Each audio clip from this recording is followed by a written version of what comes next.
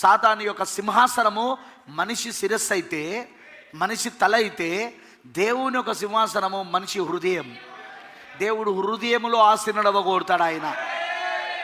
ఆయన హృదయములో ఆసీనుడవుతాడు. అందుకే నువ్వు ఎప్పుడు ఆయనకు హృదయాన్ని ఇవ్వాలి. నువ్వు దేవుడికి కరెక్టేనా కాదా? నీ హృదయాన్ని ఎప్పుడు ఎవరికి ఇవ్వాలి? సంసోన్ ఏం చేశాడు చెప్పండి?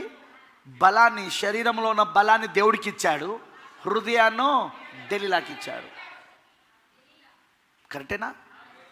శరీరంలో ఉన్న బలాన్ని దేవుడికి ఇచ్చాడు, కానీ హృదయాన్ని ఎవరికి ఇచ్చాడు? ఈరోజు కూడా చాలామంది అట్లనే ఉన్నారు. హృదయాన్ని దేవుడికి ఇవ్వరు, అస్సలు ఇవ్వరు. అదే ప్రాబ్లం. నీ హృదయాన్ని నువ్వు దేవుడికి ఇస్తే, నీ హృదయములో నుండి దేవుడు మాట్లాడుతూ ఉంటాడు. హృదయములో నుండి దేవుడు నిన్ను నమ్మునట్లు చేస్తాడు వాక్యాన్ని. హృదయములో నుండి దేవుడు పనిచేస్తూ ఉంటాడు. అందుకే నువ్వు హృదయాన్ని దేవుడికి ఇవ్వాలి.